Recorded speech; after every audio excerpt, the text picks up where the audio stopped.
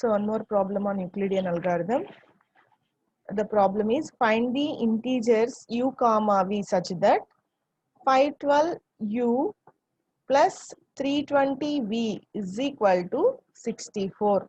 Okay, 520 u 512u plus 320v is equal to 24. We have to find uv values using Euclidean algorithm.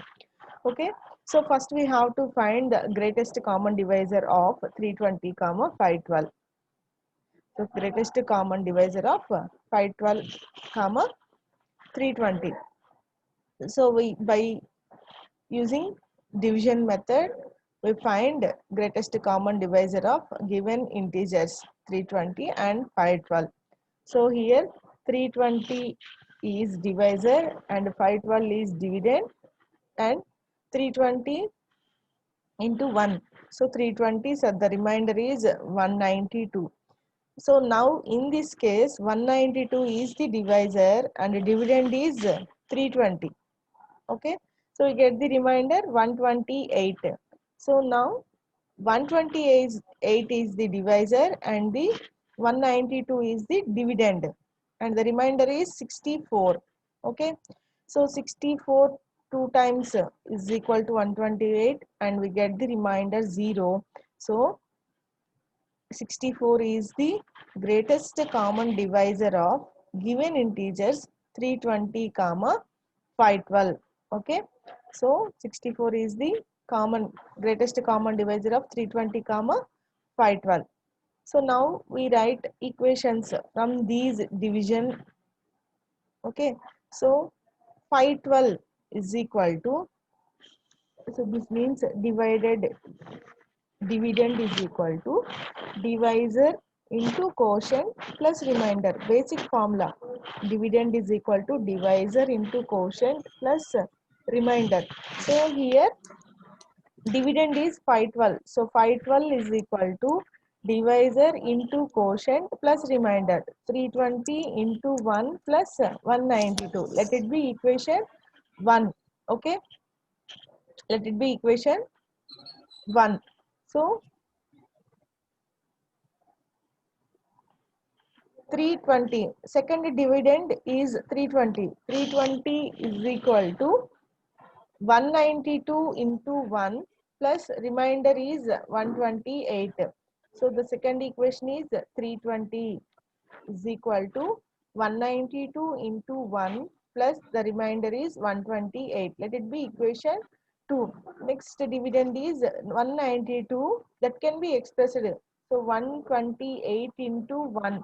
So here 128 is the divisor into quotient plus remainder. Okay. So in next 128 is the dividend. So 128 can be expressed in the basic formula. Dividend is equal to divisor into quotient plus remainder. So from the basic formula we write the equation. So dividend 128 is equal to 64 into 2 plus remainder 0. Okay. So we write equations here. So from the third equation we write the value for 64. So 64 is greatest common divisor. In given equation, we have to find uv. So 64 is equal to 192 minus 128 into 1. 192 minus 128 into 1. Okay. So 64 is equal to 192 minus 1 into 128 can be expressed from equation to 128 is equal to 320 minus 192 into 1. So in place of 128 we write 320 minus 192 1 from equation 2. So 192 minus 1 into 320 minus into minus plus 192 into 1. Okay. So 192 plus 192, that is equal to 2 into 192 minus 1 into 320. Okay. So 64 is equal to 2 into 192 minus 1 into 320. So 64 is equal to 2 into, here the value of 192 from equation 1. 192 is equal to 512 minus 320 into 1. So 512 minus 320 into 1 minus 1 into 320. So 2 into 512 minus 2 into 320 minus 1 into 320. So minus 2 minus 1 minus 3, 320. So this can be expressed in terms which is in the form of 64 is equal to 512 into 2 plus 320 into minus 3. So this is 64 is equal to 512u plus 320v form. So here u is equal to 2 and v is equal to minus 3. So in this way we can find u, v values using Euclidean algorithm. Okay. So next one, least common multiple. So it is nothing but LCM. So the smallest positive integer that is divisible by both a comma b is called LCM of a comma b. So the smallest positive integer that is divisible by both a comma b is called LCM of a comma b. For example, 9 comma 12. So 9 comma 12, the LCM of 9 comma 12 is equal to 36. How to find this 9 comma 12, LCM of 9 comma 12?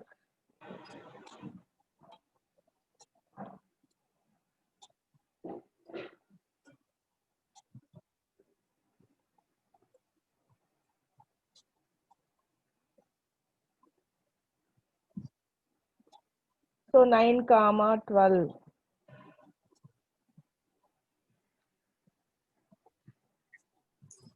In earlier classes, you will learn LCM in this way. Okay.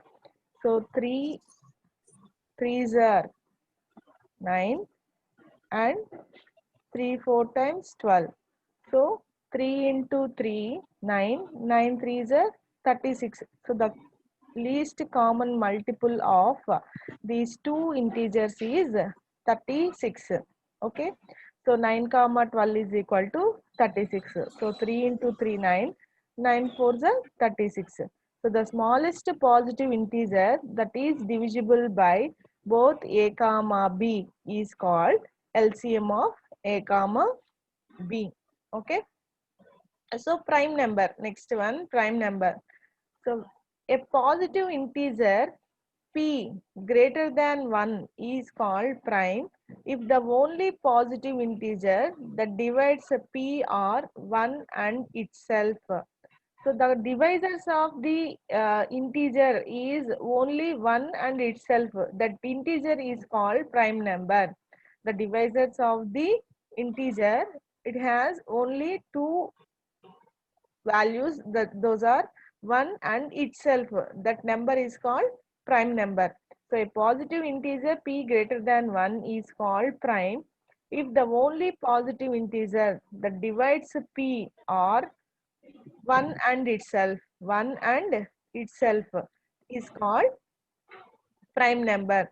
So every integer, this is one statement, theorem statement. Every integer n greater than or equal to 2 has a prime factor. Every integer n greater than or equal to 2 has a prime factor. So greater than 2 value has exist prime factor. So next one, if n greater than or equal to 1 is a composite number, then there exists a prime p such that p less than or equal to square root n. So what is the statement? If n greater than or equal to 1 is a composite number.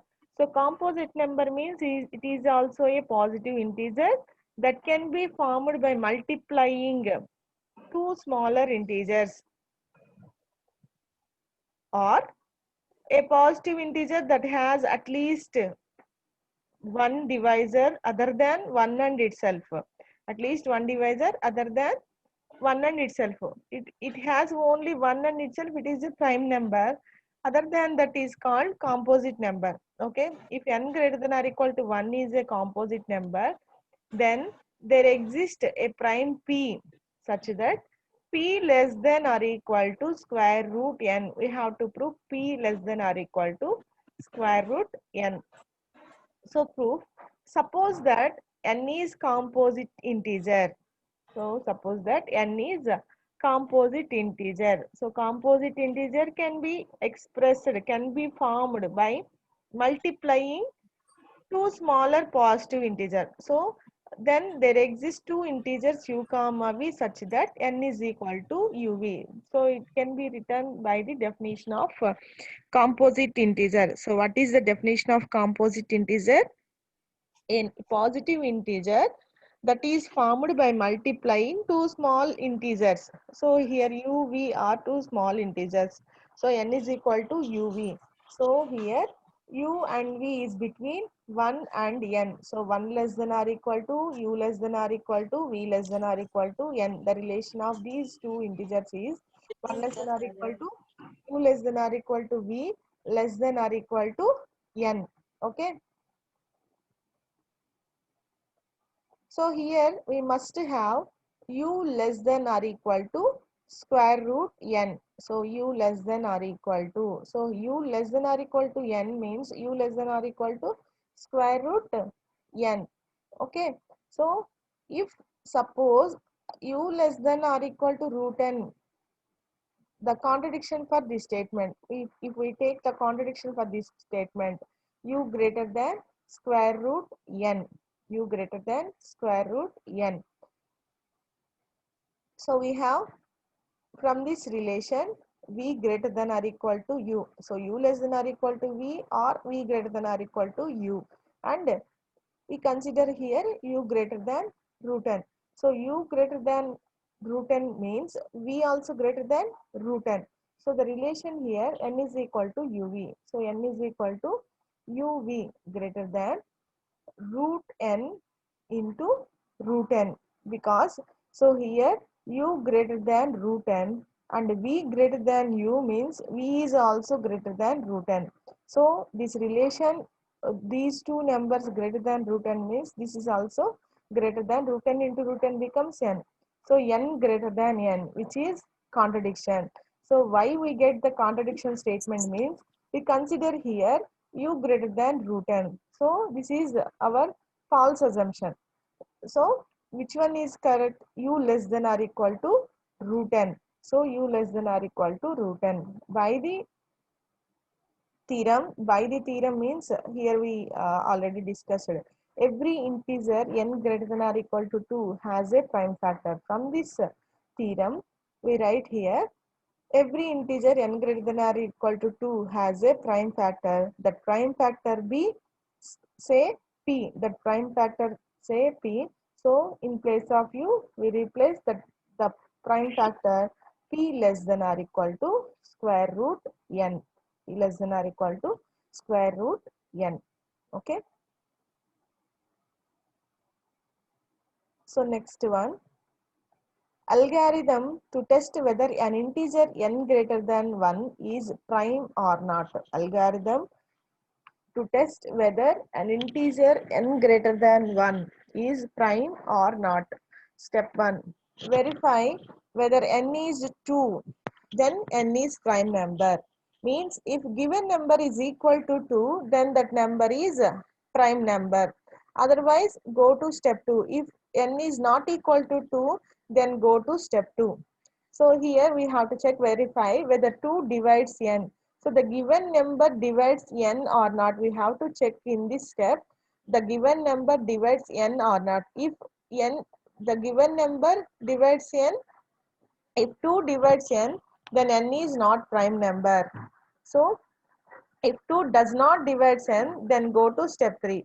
If 2 divides n, so n means given number. If 2 divides n means it gives the remainder 0. Okay. 2 divides n, then n is not prime number. Okay. If 2 does not divide n, then go to step 3. In step 3, find all odd primes p such that p square less than or equal to n. P square less than or equal to n. P square, P represents prime numbers. So find all odd primes P such that P square less than or equal to n. If there is no such odd prime, then n is prime numbers. Otherwise, go to step 4. So, if there is no such odd primes, such odd primes means it satisfies the condition p square less than or equal to n. So, we didn't find any such type of odd primes, then n is prime number. Otherwise, go to step 4. Here n means the given number. Okay. So, then n is prime number. Otherwise, go to step 4. In step 4, verify whether P divides n the values of where the values of P are in step 3. Okay, verify whether P divides n where the values of P are in step 3. Means in step 3 what we have to find? Odd primes. Okay, find all odd primes. If odd primes are exist, so that odd primes divides n or not, we have to check that odd primes are divides n or not. So if p divides n for any prime p in step 3, then n is prime number. If p does not divides n for some prime p in step 3, then n is not a prime, does not divide and here. So if p does not divide n for some prime p in step 3, then n is not prime. So in step 3 we have to find all odd primes. In step 4 we have to check those prime numbers are divides given number or not. If it divides, then it is prime number. If does not divides, it not a prime number. Okay. And this is how we have to find the given number is whether it is a prime or not. So the question asks like write the algorithm to test whether an integer n greater than 1 is prime or not. Okay. So let us consider an example. Determine 287 is prime or not. 287 is prime or not. So in first step what we do? The given number is equal to 2 or not. So 281 not equal to 2. So we go to step 2. So 2 does not divide 287 because it gets some remainder. So 2 does not divide 287. So 2 does not divide 287, and then go to step 3. Okay. So in step 3 we have to find all odd primes p such that p square less than or equal to 287. So means that p prime square value is also less than or equal to 287. So here 2 square 4 less than or equal to 287. 3 square 9 less than or equal to 287. 5 square 25 less than or equal to 287. 7 square 49. 11 square 11 square means 121. 13 square. So these are all less than or equal to 287. So here 7 divides 287. In these prime numbers, 7 divides 287. So 287 is not a prime number. 287 is not a prime number. Okay. So in fourth step, what we have to check? The odd primes, what we have to find in step 3, those prime numbers divides the given number or not. If any one of the number divides the given number, then it is not a prime number. If all prime numbers are not divides the given number, then it is a prime number. Okay. In this way, we have to find the given number is whether it is prime or not. Okay. So next, procedure to find all primes less than or equal to a fixed positive integer n greater than 1. So how to find all prime numbers of given number less than or equal to a fixed positive integer. So here we consider suppose n is equal to 50. So we have to find all primes of 50. So the condition is p square less than or equal to 50. P square less than or equal to 50 means we have to take the prime numbers less than it satisfies this condition. So 2 square, so 4 less than or equal to 50, 3 square 9 less than or equal to 50, and 5 square 25 less than or equal to 50, 7 square 49 less than or equal to 50, and the 8 next prime number is greater than or equal to 50. That's why we stop to take all prime numbers. Possible prime numbers for satisfying this condition is 2, 3, 5, 7. Okay, so for this next step, list out all integers for n is equal to 50. List out all integers for n is equal to 50. So we write numbers from 2 to 50 numbers: 2, 3, 4, 5, 6, 7, 8, 9, 10, 11, 12, 13, 14 up to 50 numbers. So list out all integers for n is equal to 50. Okay. So next in step 2, cross out all multiples of 2 except 2 by this symbol. So you in first next step we cross out all multiples of 2. So 2 multiples means 2, 4, 6, 8, 10, 12, 14, 16, 18, 20, 22, 24, 26, 28, 30, 32, 34, 36, 38, 40, 42, 44, 46, 48, 50. These are all strike out by the symbol, this symbol. Okay, next we cross out all multiples of 3 except 3. So we cross out all multiples of 3 except 3 by cross. So 3 multiples, so with except 3, so we go for next value. So already 6 is strike out, so next go for 9. So 9 is striked by this symbol, and next 12 is already strike strike out. So 15 is striked by this symbol, and 18 is also striked out. Next 21, next 27, and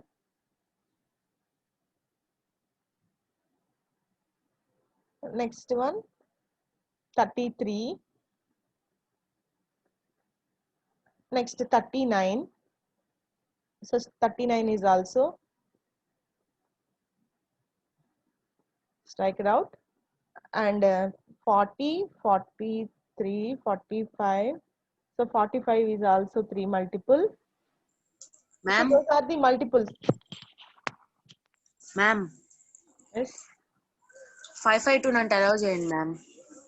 Okay.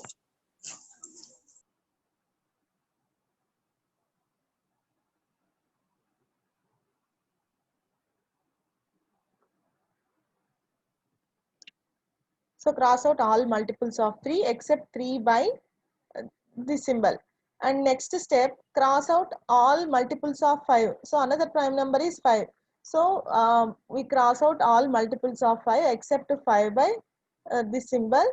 So 5 multiples already here all are completed. So 10 already striked out, and 15 already striked out, 20 already striked out, 25 is this symbol.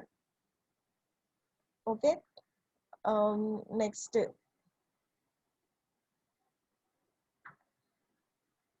so all of the 5 multiples also strike it out, and next we cross out all multiples of 7 except 7. So by all these prime numbers, the remaining are the, therefore the prime numbers are 2, 3, 5, 7, 11, 13, 17, 19, 23, 29, 31, 37, 41, 43, 47. These are all possible prime numbers less than or equal to 15. Okay, less than or equal to 15. So this is how we find prime numbers for given number. Okay. So next one, standard factorization. The representation n in the following form: n is equal to p1 power r1 into p2 power r2 and so on pn r power n, where p1, p2, pn are prime numbers, is called standard factorization. Means So the given can be expressed in terms of prime numbers. So 2 square into 5 square. Here 2 and 5 are prime numbers. So 100 can be expressed in terms of product of prime numbers. So 2 into 2 into 2 into 5 into 5. So 2 square into 5 square. So similarly 81 can be expressed in terms of prime numbers. 3 power 1 into 3 power 1 into 3 power 1 into 3 power 1. So 3 square into 3 square. So 3 is a prime number. That is called standard factorization. So the representation of a given number in product of prime numbers is called standard factorization. Okay. If m is equal to p1 power a1 into p2 power a2, p3 power a3, and so on, and n is equal to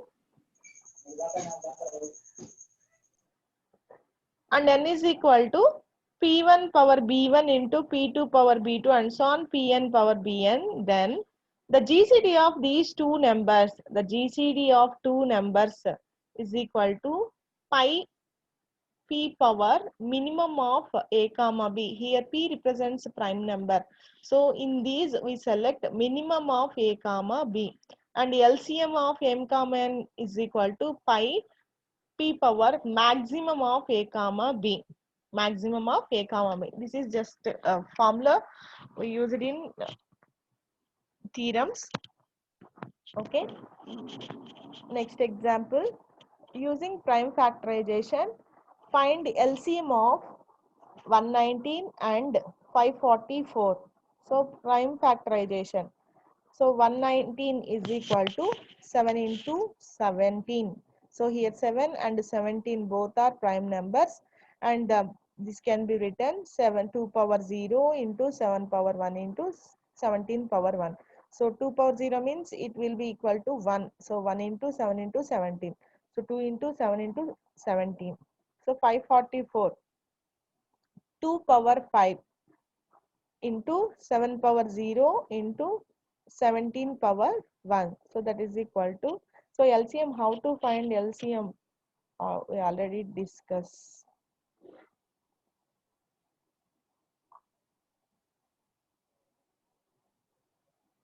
So 2 2s, 4, 2 7s, 2 2s. Okay. So next again 2 table, 2 1s, 2 3s, 2 6.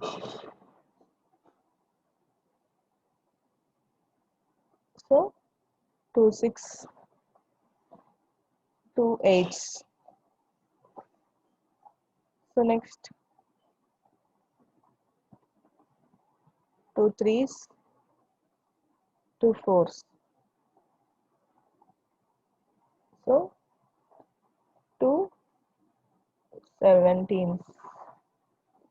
So this can be 544 can be expressed 1, 2, 3, 4, 5 twos. So 2 is prime number and 17 is also prime number. 2 power 5 into 7 power 0 into 17 power 1, that is equal to 2 power 5 into 7 power 0 into 17 power 1. So LCM of these two given numbers 119 comma 544 is equal to 2 power maximum of, so 0, here we consider the powers of 2. So 0 comma 5 into 7 power maximum of 1 comma 0. So here we discuss the formula for LCM is maximum of a comma b. Okay. If we take GCD, formula is minimum of a comma b. Okay. So 17 power maximum of 1 comma 1. So here maximum value is 5. So 2 power 5 into, here maximum value is 1. So 7 power 1 into, here maximum value is 1 comma 1, maximum value 1. So into 17. So the LCM of 119 comma 544 is equal to 3808. Okay, 3808. So in this way we find LCM of given numbers using prime factorization. So the prime factorization to find LCM formula is prime maximum of a comma b and GCD ki prime minimum of a comma b. Okay. So fundamental theorem of arithmetic. Every integer n greater than 1 can be uniquely expressed as product of primes. So what is this statement? Every integer n greater than 1 can be uniquely expressed as product of primes. Uniquely expressed as product of prime numbers is the statement for fundamental theorem of arithmetic. Okay, so modular arithmetic. In this modular arithmetic, first one is congruence.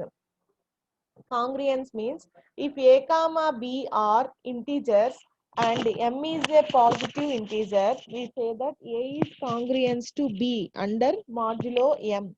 If a minus b is divisible by m, it is denoted by a is congruence to b modulo m. So here what is the definition for congruence? If a comma b are two integers and m is a positive integer, we say that a is congruent to B under modulo M. A is congruent to B under modulo M means if A minus B is divisible by M. Divisible by means remainder is 0. So it is denoted by A is congruent to B modulo M. So A minus B by M is equal to 0. Then this can be right. A is congruent to B modulo M. Okay. A is congruent to B modulo M. So here A minus B is divisible by M means A minus B is divisible by M. So here example 93 is congruent to 13 modulo 5. Since 93 minus 13 that is equal to 80. 80 is divided by 5. 80 by 5 that gives the remainder 0. So 93 minus 13 which is congruent to 80 which is divisible by 5 which is divisible by 5. So 20 not congruent to 3 modulo 7 because 20 minus 3 17. 17 is not divisible by 7. So that's why 20 is not congruent to 3. So when we write the congruence symbol, so a minus b is divisible by m. Then we write the relation a is congruent to b modulo m. Okay. So important theorem. Every congruence relation is equivalence relation. Every congruence relation is equivalence relation. So we know what is equivalence relation. The given relation satisfies reflexive, symmetric and transitive. Then we say that the given relation is equivalence. So in this congruence relation, every congruence relation is equivalence relation. So proof reflexive. So we prove that A is congruent to A modulo M. Clearly, A is congruent to A. The definition is A minus B is equal to 0 is divisible by M. Is divisible by M. So A is congruent to A modulo M. So congruence is reflexive. Okay na? So reflexive ante emti? A comma A, X comma X belongs to that given relation. So the relation A is congruent to A modulo M. So the definition of congruence A minus A is equal to 0 which is divisible by M. So A is congruent to A modulo M. So congruence is reflexive. So symmetric. Suppose A is congruent to B modulo M. We prove that B is congruent to A modulo M. Okay, since A is congruent to B, the definition A minus B is divisible by M. So here A B minus A is divisible by M. A minus B is divisible by M. This can be written B minus A is divisible by M. So B is congruent to A. So it is divisible by M means we can write B is congruent to A modulo M. So here congruence is symmetric. So transitive. Suppose that A is congruent to B modulo M, B is congruent to C modulo M. We prove that A is congruent to C modulo M. So since the definition A is congruent to B modulo M. So this can be right. A minus B is divisible by M. B is congruent to C means B minus C is divisible by M. So we prove that A minus C is divisible by M. So A minus C is equal to, this can be written A minus B plus B minus C. So here A, which is divisible by M, because A minus B is divisible by M and B minus C is divisible by M. So this can be written like here A minus B plus B minus C. Without changing the value, we replace this value with A minus B plus B minus C. So this is divisible by M. So from that we write A is congruent to C modulo M. So congruency is transitive. So here congruency is reflexive, symmetric and transitive. From that we said congruency is an equivalence relation. Congruency is an equivalence relation. Okay. So if A is congruent to B modulo M, then A minus B is equal to MK. We write this MK. Okay, here K is the remainder. Here it means A minus B by M, which gives the remainder 0. Then it is called, so A minus B is equal to MK. A is equal to B plus MK. Okay. So if A is congruent to B modulo M, then both sides we are A plus or minus C is congruent to B plus or minus C. So A is congruent to B modulo M, then AC is congruent to BC modulo M. The properties of the congruence. Okay.